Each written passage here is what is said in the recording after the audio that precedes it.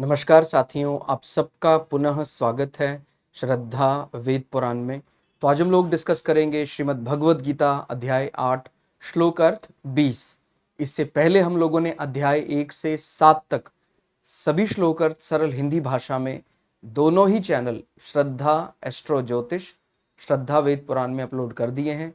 आप में से कोई भी व्यक्ति भगवद गीता को सरल हिंदी भाषा में समझना चाहता है, आप हमारे चैनल में आएं, जहां आपको 700 के 700 श्लोक अर्थ मिल जाएंगे। शुरुआत करते हैं आज का श्लोक अर्थ। भगवान इस श्लोक अर्थ में हमारे ही शरीर के अंदर अलग अलग श्रेष्ठ शरीरों के बारे बताते हुए कहते हैं कि इनमें से भी कौन सा सर्वश्रेष्ठ कहा जा सकता है।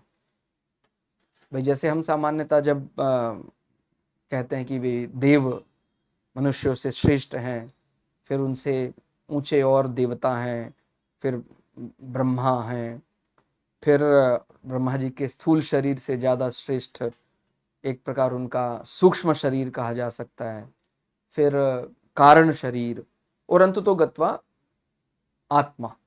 तो वो अंतर का स्पष्टीकरण यहाँ पर किया गया है।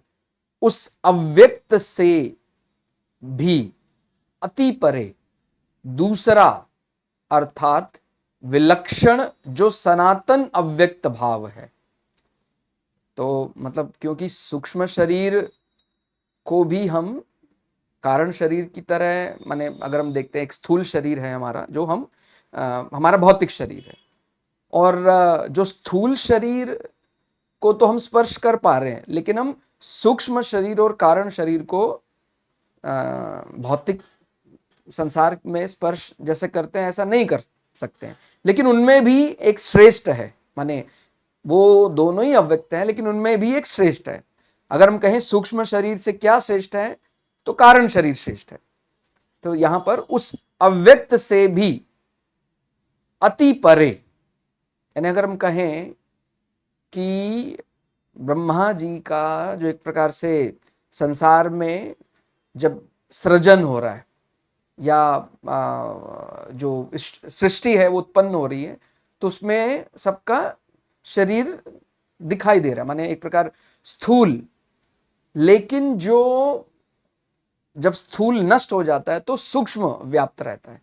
ठीक है, तो क्या कह रहे हैं, उस अव्यक्त से भी अति परे दूसरा अर्थात विलक्षण जो सनातन अव्यक्त भाव है, वह परम दिव्य पुरुष सब भूतों के नष्ट होने पर भी नष्ट नहीं होता। ठीक है, तो पूरा का पूरा अखिल ब्रह्मांड ये जो हमें दिखाई देता है, और माने ये भी एक प्रकार से क्या है, ये स्थूल। तो ये स्थूल जो है वो उत्पन्न होता है, नष्ट होता है, उससे श्रेष्ठ सूक्ष्म, और सूक्ष्म से श्रेष्ठ कारण, और अंततो गत्वा जो परम आत्मा है। और आत्मा से पहले का भी एक शरीर माना जाता है कारण शरीर, वो आनंदमय कोश माना जाता है। वहां आनंद के अलावा कुछ नहीं है, और जैसे ही आनंदमय कोश की निकटता आत्मा के साथ होती है, तो वो आनंदमय कोश भी समाप्त हो जाता है, या कहीं कारण शरीर भी समाप्त होकर केवल एक वो परमात्मा रह जाता। तो उसी अलग अलग हमारे जो फेजेस हैं उसका यहां स्पष्टीकरण एक प्रकार किया गया है। संसार में कार्य रूप से अनेक तरह के परिवर्तन दिन प्रतिदिन होते रहते हैं, पर परमात्मा तत्व ज्यों का त्यों ही अपरिवर्तनशील रहता है। तो यहां पर ज्यादा परेशान होने की जरूरत नहीं है। जिसको ये समझ में नहीं आ रहा है कि भाई स्थूल शरीर, फिर सूक्ष्म शरीर, फिर कारण शरीर, फिर आत्मा, कोई बात नहीं है, तो सब वो परमात्मा ही। तो उसमें हम धीरे धीरे स्टेप बाय स्टेप उस परम तत्व को और बारीकी से जानने लग जाते हैं। तो क्या कह रहे हैं, वो जब इतनी मन की हमारे विचारों की श्रेष्ठता हो जाती है, तो हमें हर जगह हर प्रकार वो ईश्वरी दिखाई देने लग जाता है। तो कह रहे संसार में कार्य रूप से अनेक प्रकार के परिवर्तन दिन प्रतिदिन होते रहते हैं, पर हम जब संसार के अलग अलग परिवर्तनों से कुछ ऊंचा जानना चाहते हैं, समझना चाहते हैं, फिर हमें वो वास्तविक जो अपरिवर्तनशील है उसके बारे में भान आता है, उसका ध्यान आता है। ठीक है, तो परम तत्व ज्यों का त्यों अपरिवर्तनशील रहता है, उसमें कभी किंचित मात्र भी परिवर्तन नहीं होता, उसमें जरा सा भी परिवर्तन नहीं होता। क्योंकि मनुष्य जो है वो है तो सब परमात्मा स्वरूप ही, मनुष्य का शरीर, वो संसार एक दृष्टि से देखा जाए, लेकिन वो उस अपरिवर्तन जो परमात्मा है उसको वो पाना चाहता है, क्योंकि परिवर्तन में रह रहकर वो ऊब चुका है। हर बार फिर सृजन, फिर प्रलय, तो ये जो क्रम है ये चलता रहता है।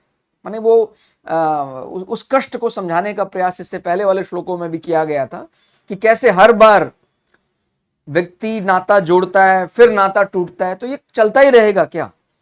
तो वो इस परिवर्तनशील संसार में परेशान हो जाता है पूरी तरह, और फिर वो कुछ ऐसा समझता है, ऐसा जानता है, हालांकि वो वास्तव में उसी का ही स्वरूप था शुरुआत से ही, लेकिन उसने क्योंकि इस संसार में अपने आप को क्योंकि संसार से सुख लेने का अर्थ होता है कहीं ना कहीं वो स्वयं भी अपने आप को संसार का ही या संसारी मानने लग जाता है, और जब वो अपने आप को संसार मानने लग जाता है तो फिर तो निश्चित रूप से उसका प्रलय भी होगा, उद्गम भी होगा, चलता रहेगा क्रम।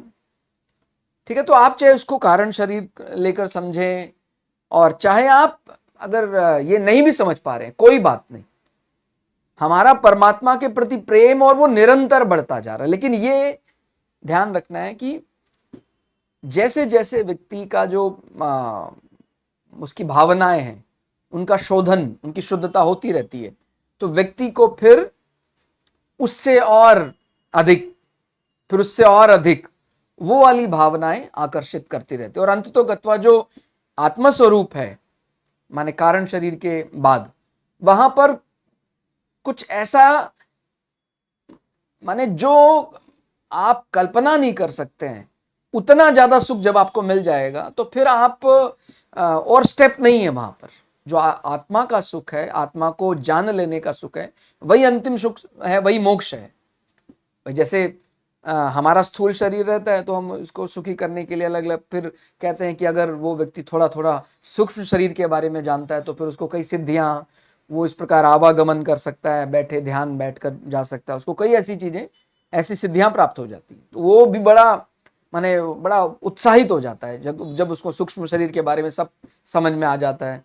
लेकिन उसको बाद उसको फिर सूक्ष्म शरीर से भी, क्योंकि है तो वो एक प्रकार से सूक्ष्म शरीर को भी संसार का ही माना जाता है, और उसके बाद फिर वो कारण शरीर, वो परम आनंद, आनंद शरीर कह सकते हैं, आनंद कोश कह सकते हैं, उसकी तरफ जाने लग जाता है और प्रसन्न रहना। फिर लेकिन अंततोगत्वा फिर वो इससे भी परे हो जाता है, तो फिर वो कारण शरीर भी मिट जाता है और व्यक्ति आत्मस्वरूप परमात्मा ही हो जाता है। ठीक है, तो जीव अपरिवर्तनशील है, लेकिन परिवर्तनशील संसार को पकड़ने से वो स्वयं भी क्या हो गया, परिवर्तनशील की तरह ही बन जाता है और अनेक योनियों में भटकने लगता है, प्रलय और सर्ग के चक्कर में पड़ जाता है। प्रलय यानी एक प्रकार से सब कुछ चले जाना, सर्ग यानी एक प्रकार फिर से उत्पन्न हो जाना, तो ये चलता रहता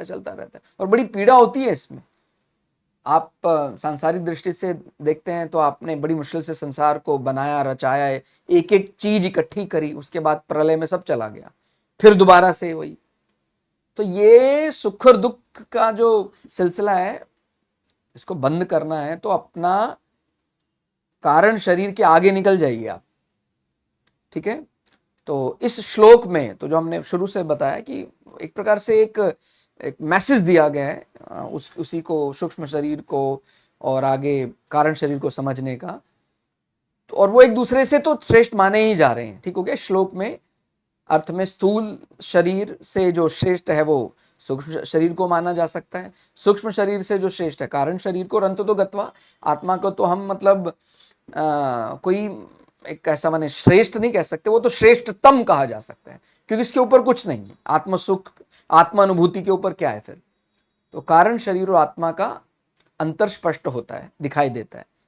जहां स्थूल शरीर से श्रेष्ठ सूक्ष्म शरीर, उससे श्रेष्ठ कारण शरीर, और अंततो गत्वा आत्मा श्रेष्ठतम है। तो स्थूल शरीर को क्या बोलते हैं? हमारा भौतिक शरीर, जो स्पर्श किया जा सकता है, जिसको हम छू सकते हैं संसार में।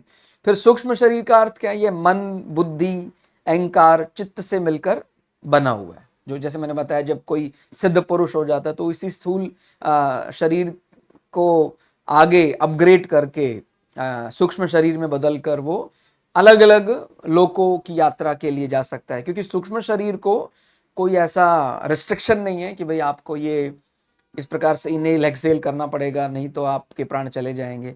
तो सूक्ष्म शरीर अलग प्रकार की सिद्धियां उसको प्राप्त हो जाती है जो वो समझ जाता है। फिर वो कारण शरीर तक जब पहुंचता है तो फिर वो और आनंद की अपनी परिभाषा के हिसाब से आनंद की पराकाष्ठा पाना चाहता है, वहां उसको आनंदमय कोश माना जाता है। यह आत्मा से सबसे अधिक जुड़ा हुआ है और अविनाशी है। ठीक है, तो फिर आत्मा के आत्म साक्षात्कार के बाद तो सबसे अंत में कौन सा शरीर जाता है? कारण शरीर। तो वो भी एक प्रकार से अव्यक्त है, लेकिन वो सूक्ष्म से ज्यादा श्रेष्ठ है। ठीक है, का अस्तित्व समाप्त हो जाता है और आत्मा मोक्ष प्राप्त करती है।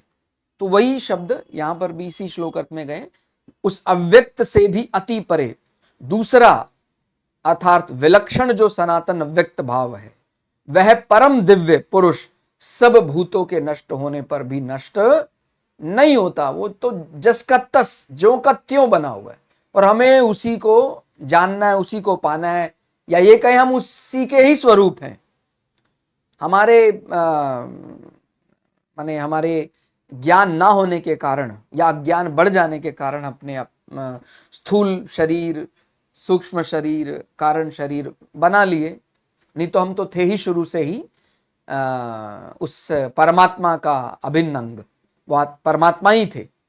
तो उसके बाद फिर कितना प्रलय और ये सब चलता रहा, दुख सुख, वो द्वंद्व में फंस गए।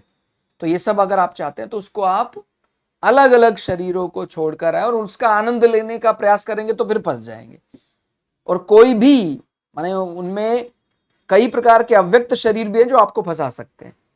जैसे सूक्ष्म शरीर, अगर उसका आनंद आने लग जाएगा तो फिर आप वहीं फंस जाएंगे सिद्धि में। और जैसे हमने कुछ पुराने श्लोक अर्थ में समझाया था कि हम ईश्वर के लिए एकांतवास चाहते हैं। तो जो ये कारण शरीर है, यहाँ आनंद बहुत आता है, लेकिन हमें एक प्रकार से सांसारिक दृष्टि से जो लग रहा है आनंद, या जो हम बोलते हैं ना, हम कुटीर बनाकर एकांतवास में रहने लगे, बहुत सुंदर कोई पहाड़ी का किनारा है, वहां भगवान का ध्यान कर रहे हैं, लेकिन अगर हम उस स्थान से, उस आनंद से मोह हो गया तो फिर हम अंततो गत्वा आत्मा को प्राप्त नहीं कर पाएंगे। तो हमें कारण शरीर से मिलने वाले सभी प्रकार के आनंदों को भी, उसके मोह को भी छोड़ना पड़ता है। और जब हम उसको छोड़ने के लिए तैयार हो जाते हैं तो फिर हमें परमानंद मिल जाता है। ठीक है, तो ये जो आनंदमय कोश है, कारण शरीर, उसको त्याग कर फिर वो हम उस दिव्य परमात्मा को मिल जाते हैं, परमात्मा स्वरूप ही हो जाते हैं, ऐसा समझना चाहिए।